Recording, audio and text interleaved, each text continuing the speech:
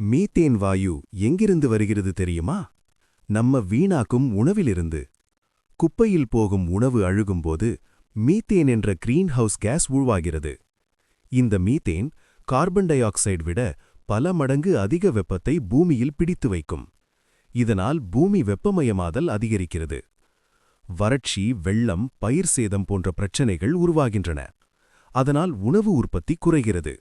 உணவு உற்பத்தி குறைந்தால் முதலில் பாதிக்கப்படுவது ஏழை மக்கள் மற்றும் குழந்தைகள்.